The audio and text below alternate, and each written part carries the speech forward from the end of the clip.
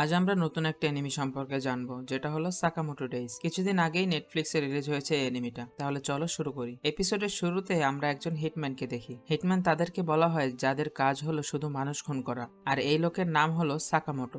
সাকামোটোর সামনে অনেক লোকজন চলে আসে, যাদেরকে সাকামোটো এক এক করে মারতে শুরু করে দেয়। আর এটা করতে ওর কোনো সমস্যাই হচ্ছে না। সাকামোটো এদের সবাইকে খুব বাজেভাবে মেরে ফেলে। এখন আমাদেরকে বলা হয় যে বেশ কয়েক বছর আগে একটা লেজেন্ডারি হিটম্যান ছিল, যার নাম হলো সাকামোটো টারো। সকল গ্যাংস্টাররা তার নাম শুনে ভয় পেত, আর সব হিটম্যানরাই তার মতো হতে চাইতো। কিন্তু একদিন সাকামোটো এক মেয়ের প্রেমে পড়ে যায়। তারপর সাকামোটো তার হিটম্যান জব থেকে রিটায়ারমেন্ট নিয়ে নেয়, আর সেই মেয়েকে বিয়ে করে নেয়। তাদের একটা মেয়েও হয়। সেই সাথে সাকামোটো মোটা হয়ে যায়। এখন সে নিজের ছোট একটা দোকানে কাজ করে। একদিন একটা ছেলে সাকামোটোকে খুঁজতে খুঁজতে তার দোকান পর্যন্ত চলে আসে। এদিকে সাকামোটো একটা বাচ্চাকে টার্গেট প্র্যাকটিস করতে দেখছে। এই বাচ্চাটা সবসময় তার দোকানে আসে। হঠাৎই এই বাচ্চার ব্যাগ থেকে একটা রঙের বোতল পড়ে যায়, যার কারণে এক লোকের সাদা প্যান্টে কালি মেখে যায়। এতে ওই লোকটা অনেক রেগে যায়, আর সে ওই বাচ্চাটাকে তুলে নেয়। সেই বাচ্চাটাকে মারতেই যাচ্ছিল, ঠিক তখনই সাকামোটো ওই লোকের হাত ধরে ফেলে, আর তার হাতে থাকা পেন্সিল দিয়ে ওই লোকের গলায় ঢুকিয়ে তাকে মেরে ফেলে। আসলে সাকামোটো তাকে মারে না, জাস্ট এরকম ভাবে মারার কথা চিন্তা করে।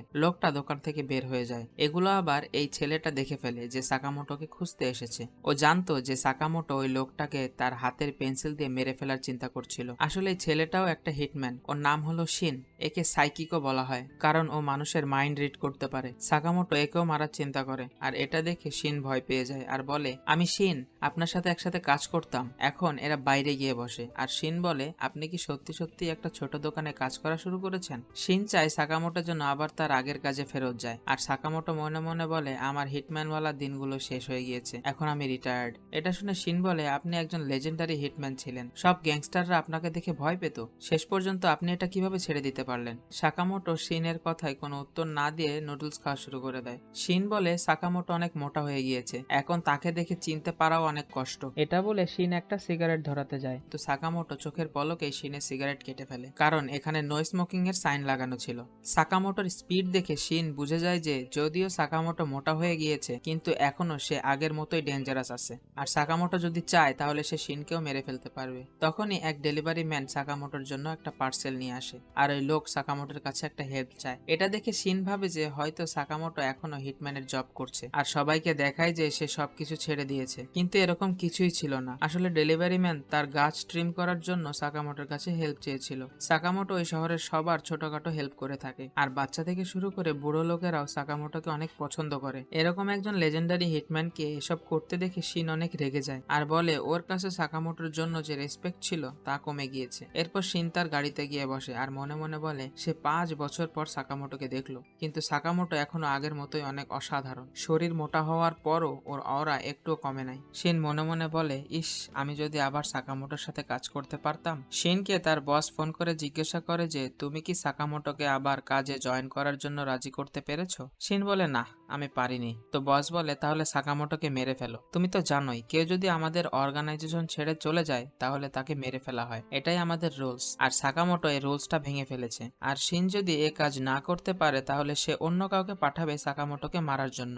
শিনকে আসলে সাকামোটোকে মারার জন্যই পাঠানো হয়েছিল, কিন্তু শিন সাকামোটোর অনেক বড় একটা ফ্যান, আর সে সাকামোটোকে মারতেও চাচ্ছিল না। কিন্তু সে অনেক চিন্তা ভাবনা করে দেখে যে শিনের কাছে আর কোনো অপশনই নেই। যদি সে সাকামোটোকে না মারে তাহলে অন্য কেউ এসে সাকামোটোকে মেরে ফেলবে, তাই যদি সাকামোটোকে মারতেই হয় তাহলে শিন নিজেই তাকে মারবে। পরের দিন সকালে শিন সাকামোটোর দোকানে চলে আসে, যেখানে সাকামোটোর ওয়াইফ শিনকে বলে, তুমি তো গতকালও এসেছিলে তাই না? শিন কোনো উত্তর না দিয়েই সামনে চলে যায়, আর তার পিস্তলে সাইলেন্সার লাগিয়ে দোকানের ভেতর ঢুকে পড়ে। শিন সাকামোটোকে জানায় যে সে আজ এই শহর ছেড়ে চলে যাবে, তাই যাওয়ার আগে সে সাকামোটোকে গুড বাই বলতে এসেছে। আর তারপরেই সে সাকামোটোর উপর গুলি করে দেয়, কিন্তু সাকামোটো তার মুখে থাকা ক্যান্ডি থু মেরে বুলেটের ডিরেকশন চেঞ্জ করে দেয়। এরপর সাকামোটো শিনের দিকে একটা আইসক্রিম ছুঁড়ে মারে, আর শিনের সামনে থেকে গায়েব হয়ে যায়। এদিকে শিন সাকামোটোর মাইন্ডও রিড করতে পারছে না। সাকামোটো শিনকে কনফিউজ করে দিয়ে তার পেছনে চলে আসে, আর তার চেহারায় অনেক জোরে একটা লাথি মেরে দেয়, যার কারণে শিন অনেক দূরে গিয়ে পড়ে, আর বলে সে জানে না কেন সে সাকামোটোর সাথে মারামারি করতে এসেছে।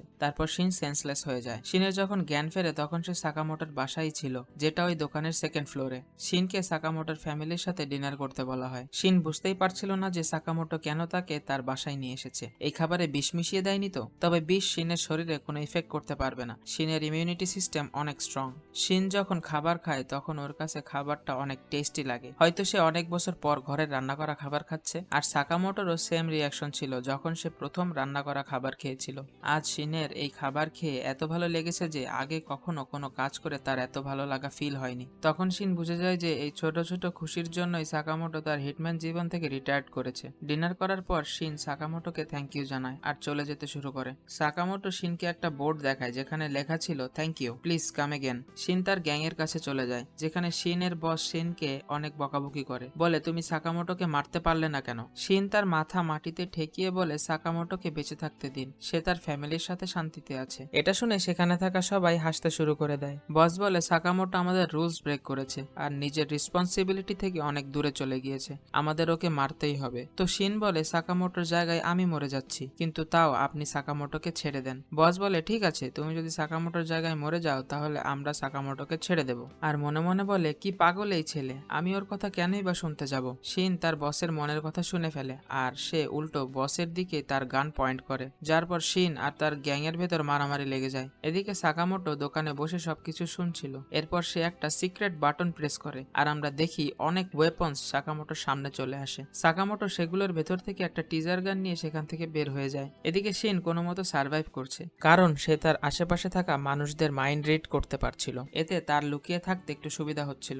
একজন তো শিনের উপর বাজুকাই ফায়ার করে দেয়, কিন্তু এরপরও শিন বেঁচে যায়। বস সবাইকে বলে তোমরা যদি শিনের কাছে যাও তাহলে সে তোমাদের মাইন্ড রিড করে ফেলবে, তাই তোমরা দূরে থেকেই ওকে চারপাশ থেকে ঘিরে ফেলো। এখন শিনের বুলেটসও শেষ হয়ে গিয়েছে আর গ্যাং এর কয়েকজন মিলে শিনকে ঘিরে ফেলে। শিনকে তারা মেরেই ফেলতে যাচ্ছিল, কিন্তু তখনই সাকামোটো এসে পেছন থেকে টিজার গান দিয়ে তাদের ইলেকট্রিক শক দিয়ে অজ্ঞান করে ফেলে। এটা দেখে শিন আর তার বস অনেক অবাক হয়ে যায়। তারা সবাই সাকামোটোকে মারার জন্য সাকামোটোর দিকে যায়, কিন্তু সাকামোটো তার কাছে থাকা দুইটা চপস্টিক্স দিয়েই তাদেরকে মারতে শুরু করে দেয়। সাকামোটো তার চপস্টিক্স দিয়ে বুলেটও ধরে ফেলে আর সুপার স্পিডে সবাইকে মারতে থাকে। সে মোটা ঠিকই, কিন্তু তার মুভমেন্ট আর শক্তি সবার থেকে বেশি ছিল। এবার বস সবাইকে একসাথে সাকামোটোর দিকে গুলি করতে বলে, কিন্তু সাকামোটো সব বুলেটস ডজ করে এসে তাদের পিস্তলগুলো কেটে ফেলে আর সব গ্যাং মেম্বারদের সাথে তাদের বসকেও মেরে ফেলে। এগুলো দেখে শিন বুঝে যায় যে সাকামোটো এখনো সেই আগের লেজেন্ডারি হিটম্যানই আছে। শিন সাকামোটোকে জিজ্ঞাসা করে যে সে কিভাবে জানলো শিন এখানে রয়েছে।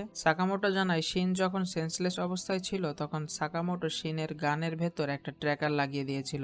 এরপর শিন বলে সে তার কথা মতো আজ এই শহর ছেড়ে চলে যাবে, কিন্তু সাকামোটো শিনকে তার দোকানের একটা ইউনিফর্ম ধরিয়ে দেয় আর বলে সে শিনকে প্রতি ঘন্টায় 800 ইয়েন করে দেবে আর ওভারটাইমের টাকা আলাদা। মানে সাকামোটো শিনকে তার দোকানে কাজ করার অফার দিচ্ছে। শিন সাকামোটোর অফার অ্যাকসেপ্ট করে আর পরের দিন থেকেই দোকানে কাজ করা শুরু করে দেয়। শিন দেখে যে তাদের দোকানের সব রামেন সাকামোটো একাই শেষ করে দিচ্ছে। শিন তার মাইন্ড রিডিং পাওয়ার ইউজ করে কাস্টমারদের হেল্প করে। শিনকে সাকামোটোর ওয়াইফ আর বাচ্চাও পছন্দ করা শুরু করে। সেই বাচ্চা এসে শিনকে তার সাথে খেলার জন্য বলে। শিন বলে তার কাজ এখনো শেষ হয়নি আর এই জব তার আগের জবের থেকে অনেক বেশি ভালো। বাচ্চাটা জিজ্ঞাসা করে শিন আগে কি কাজ করত, যেটা শুনে সাকামোটো মনে মনে বলে তুমি যদি সত্যিটা বলে দাও তাহলে আমি তোমাকে মেরে ফেলবো। এটা শুনে শিন অনেক ভয় পেয়ে যায় আর বলে সে আগে ক্লিনিং এর কাজ করত। আর এই এপিসোড এখানেই শেষ হয়ে যায়। তো সাকামোটো আর শিনের জীবনে নেক্সটে কি বিপদ আসতে যাচ্ছে তা জানা যাবে নেক্সট এপিসোডে। তাহলে দেখা হচ্ছে পরের ভিডিওতে।